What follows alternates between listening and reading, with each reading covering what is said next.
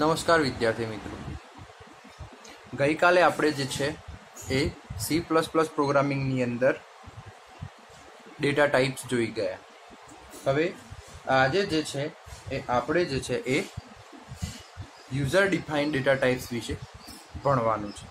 તો user defined data type જે છે એ યુઝર દ્વારા ક્રિએટ કરવામાં આવે છે, એટલે કે ક્રિએટેડ બાય યુઝર. ઓકે, એટલે કે યુઝર ડિફાઇન્ડ ડેટા ટાઈપ જે છે એ યુઝર દ્વારા ક્રિએટ કરવામાં આવે છે. એનું નામ જ કહી દે છે કે યુઝર ડિફાઇન્ડ ડેટા ટાઈપ્સ, એટલે કે એવા ડેટા ટાઈપ્સ કે જે યુઝર દ્વારા યુઝરની રિક્વાયરમેન્ટ, એટલે કે એઝ પર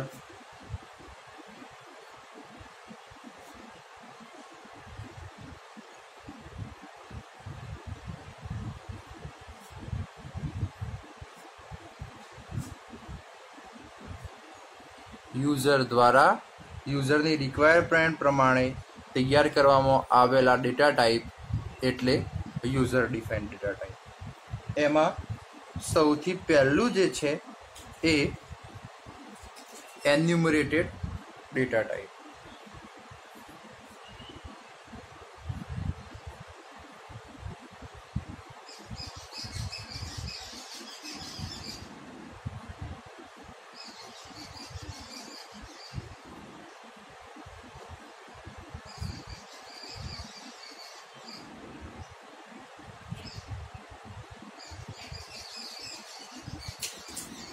તો સૌથી પહેલા જે છે એ આપણે જોવાના છે એન્યુમરેટેડ ડેટા ટાઈપ.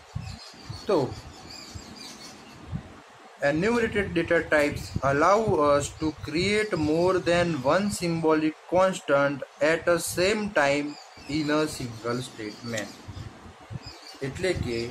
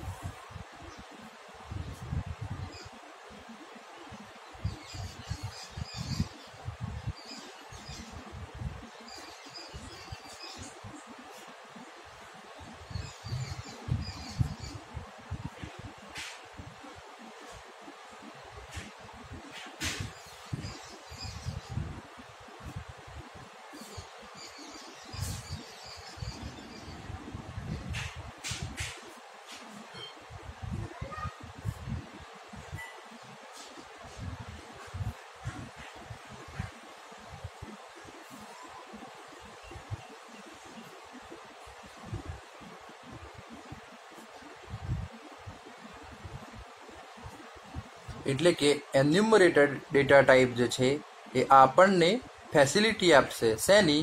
તો કે create more than one symbolic constant, એટલે કે એક કરતાં વધારે સિમ્બોલિક કોન્સ્ટન્ટ ક્રિએટ કરવાનું at a same time in a single statement, એટલે કે એક જ સમયે એક જ સ્ટેટમેન્ટની અંદર.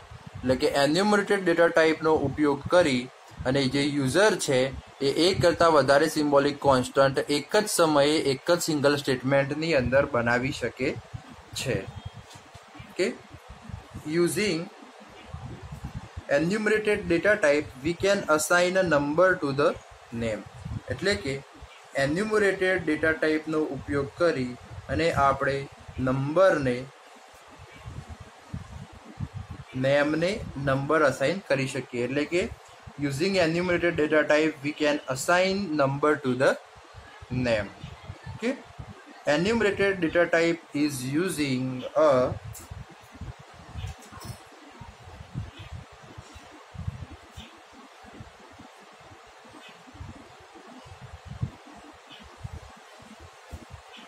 enum keyword.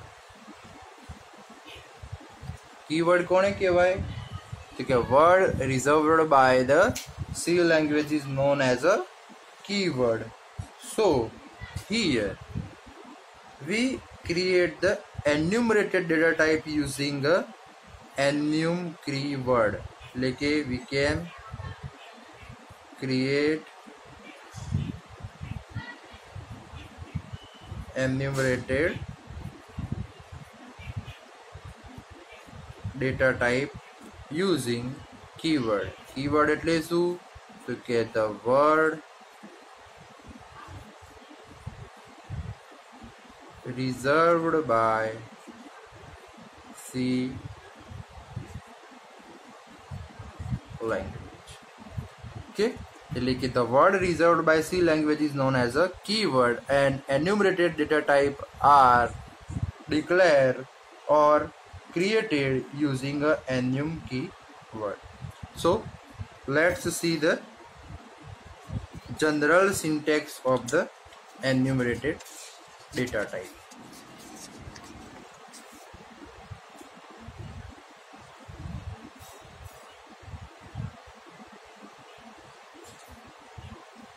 આપણે જોવાનું છે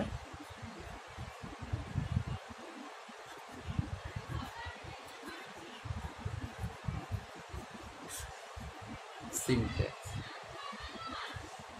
So in the syntax સૌથી પહેલા આવશે enum, પછી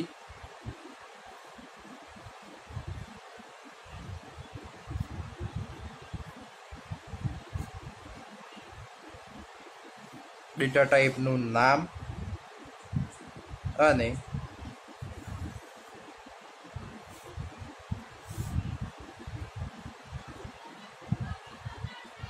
name1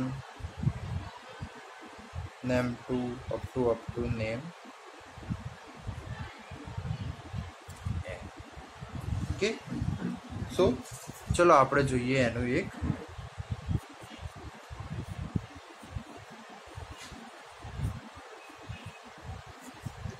એક્ઝામ્પલ. તો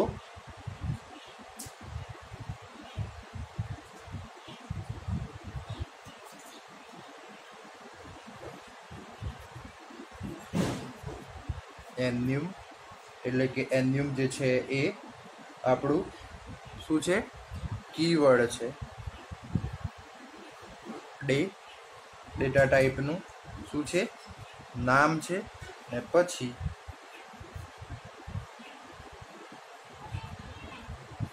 Sunday,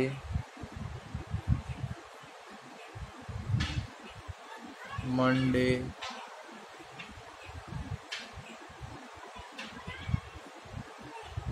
Tuesday and so on. એટલે કે આ જે છે એ નેમ 1 2 3 છે. અહીંયા આ જે છે એ શું છે?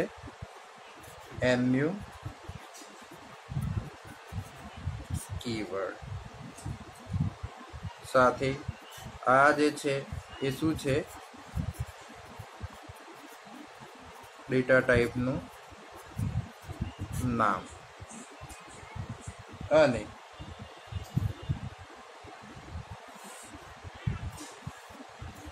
આ જે છે એ શું છે?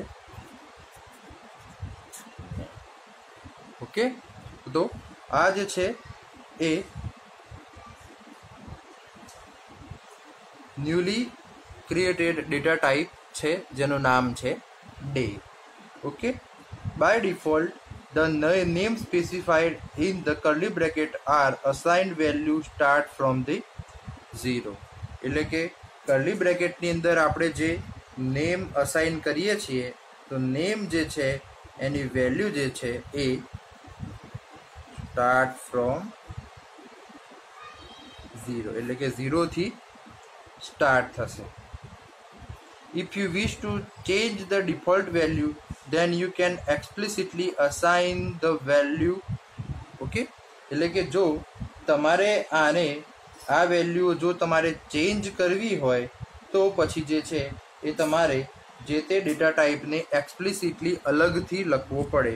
એટલે કે if you want to create or change the default value, then you can explicitly assign the value as shown here. Okay, so let's see. Enum day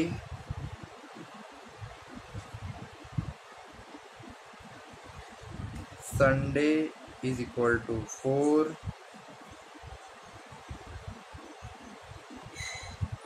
Monday and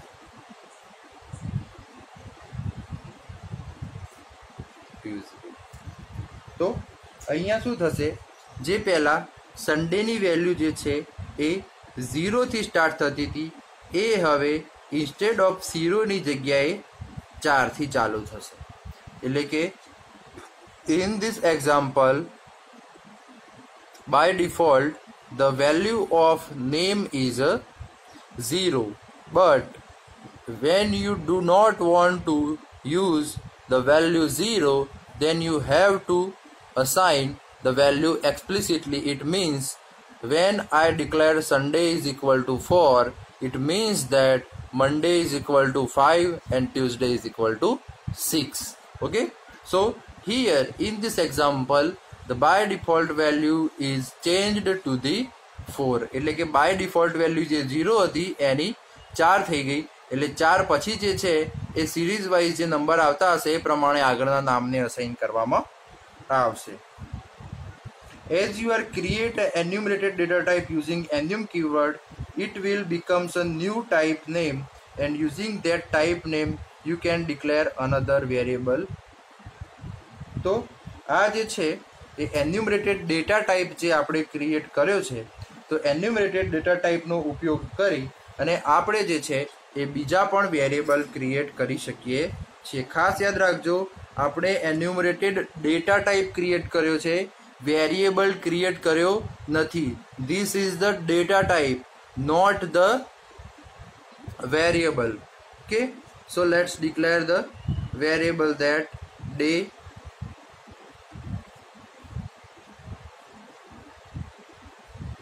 Wednesday. એટલે કે અહીંયા તમે જોઈ શકો છો કે ડે જે છે એ શું છે, ડેટા ટાઈપ, ડીટી એટલે ડેટા ટાઈપ, અને વેનસડે જે છે એ શું છે તો કે એ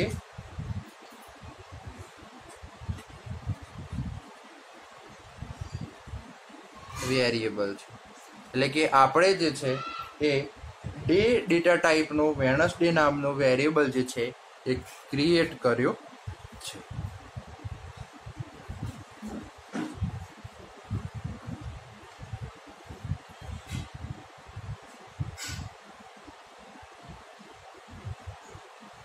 અને સાથે એક એવી પણ ફેસિલિટી અવેલેબલ છે કે આપણે ડેટા ટાઈપના નેમ વગર પણ એન્યુમરેટેડ જે છે એ ડેટા ટાઈપ ક્રિએટ કરી શકીએ છીએ. એટલે કે it is also possible to create a enumerated data type without specifying a name.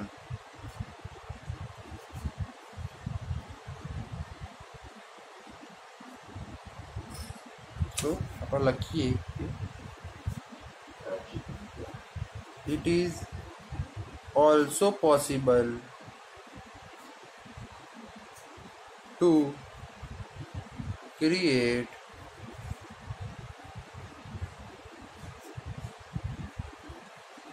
enumerated data type without specifying the name. For example તમે જોવા જાઓ તો ફોર એક્ઝામ્પલ એન્યુમ એટલે કે એન્યુમ આપણો કીવર્ડ, જાન્યુઆરી,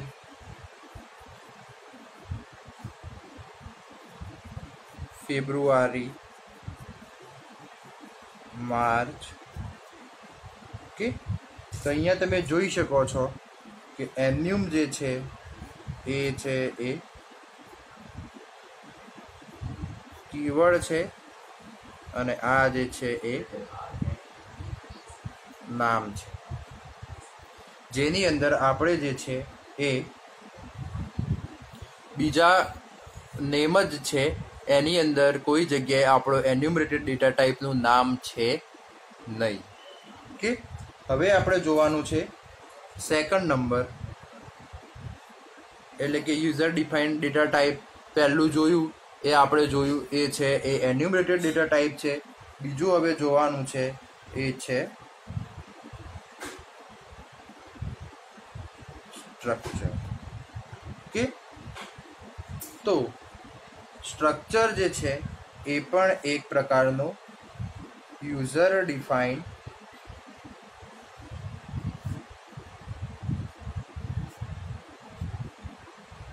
ડેટા ટાઈપ છે. ઓકે, અને આપણે જે સ્ટ્રક્ચર અને યુનિયન ભણી ગયા એમાંથી જે સ્ટ્રક્ચર જે છે એ અહીંયા આપણે C++ની અંદર યુઝ થાય છે. એટલે કે સ્ટ્રક્ચર જે છે એ યુઝર ડિફાઇન્ડ ડેટા ટાઈપ છે, અને સાથે સાથે it is the collection of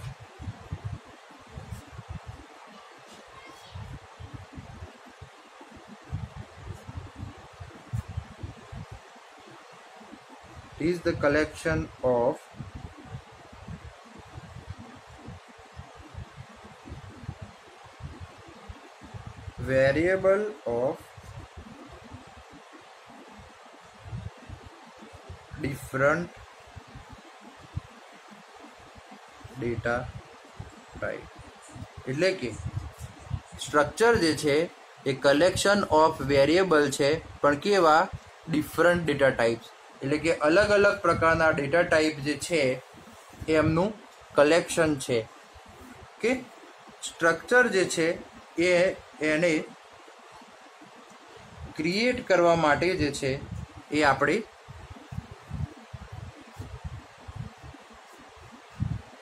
to create a structure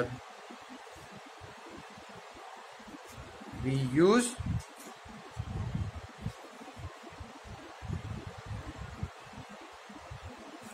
struct keyword. એટલે કે આપણે struct keyword જે છે એનો ઉપયોગ કરીએ છીએ. ચલો આપણે જોઈએ એનું.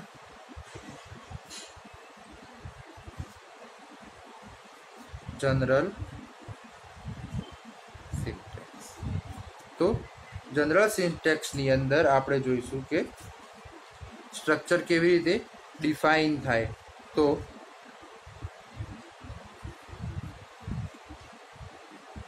સ્ટ્રક્ટ એટલે કે સ્ટ્રક્ટ આપણો કીવર્ડ છે.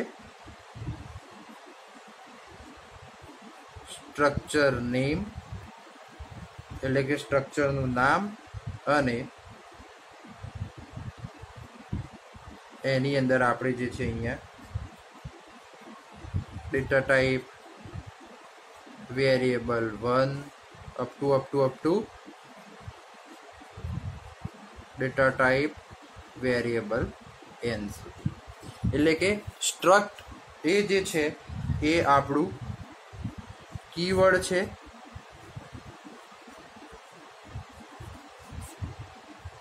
અને આ જે છે અહીંયા બાજુમાં એ જગ્યાએ આપણે સ્ટ્રક્ચરનું નામ લખવાનું છે, અને પછી જેટલા પણ વેરિયેબલ ડિક્લેર કરવાના હોય એ કર્લી બ્રેકેટની અંદર જે છે એ આપણે લખવાના રહેશે. Once you define the structure name becomes a data type, and using that data type you can declare a variable of that type. એટલે કે જ્યારે તમે એકવાર સ્ટ્રક્ચર ક્રિએટ કરી દો છો તો એ વખતે સ્ટ્રક્ચરનું નામ જે છે એ ડેટા ટાઈપ બની જાય છે, અને એ ડેટા ટાઈપનો ઉપયોગ કરી અને તમે બીજા પણ સ્ટ્રક્ચર ક્રિએટ કરી શકો છો. તો ચલો આપણે જોઈએ એ એક્ઝામ્પલ. તો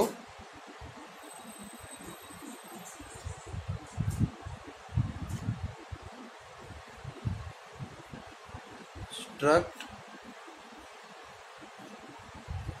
સ્ટુડન્ટ એટલે કે અહીંયા જે છે એ સ્ટુડન્ટ નામનું એક સ્ટ્રક્ચર ક્રિએટ કરવામાં આવ્યું છે, જેની અંદર ઇન્ટીજર રોલ નંબર એક વેરિયેબલ છે, ઇન્ટીજર માર્ક અને ફ્લોટ પર્સન્ટેજ. તો આ જે છે એ આપણું સ્ટ્રક્ચર ક્રિએટ થઈ ગયું. તો હવે જે છે એ આપણે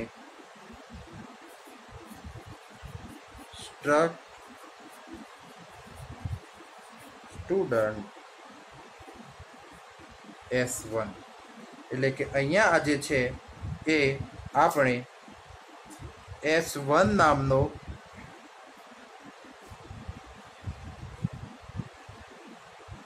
વેરિયેબલ ક્રિએટ કર્યો છે કે જેનો ડેટા ટાઈપ જે છે એ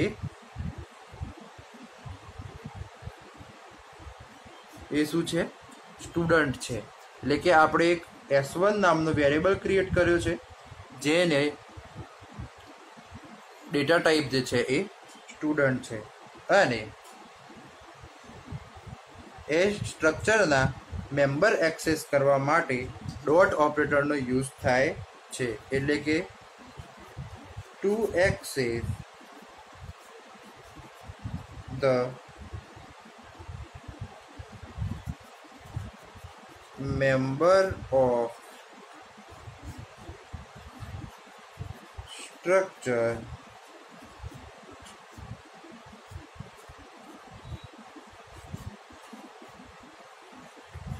dot operator is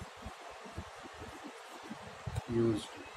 એટલે કે આપણે સ્ટ્રક્ચરના જે છે એ મેમ્બર એક્સેસ કરવા માટે આપણે ડોટ ઓપરેટરનો ઉપયોગ કરીશું. દાખલા તરીકે ફોર એક્ઝામ્પલ તમે જુઓ તો S1 dot roll number is equal to 1, પછી S1 dot mark is equal to 345, S1 dot percentage is equal to 73.34. તો આવી રીતે જે છે એ આપણે સ્ટ્રક્ચરના મેમ્બર જે છે એ મેમ્બર્સનો ઉપયોગ કરી શકીએ છીએ. ઓકે, સો આજના લેક્ચરમાં આપણે બે વસ્તુ જોઈ, એક એન્યુમરેટેડ ડેટા ટાઈપ અને બીજું જે છે એ સ્ટ્રક્ચર. આવતા લેક્ચરમાં આપણે જોઈશું બીજું નવું.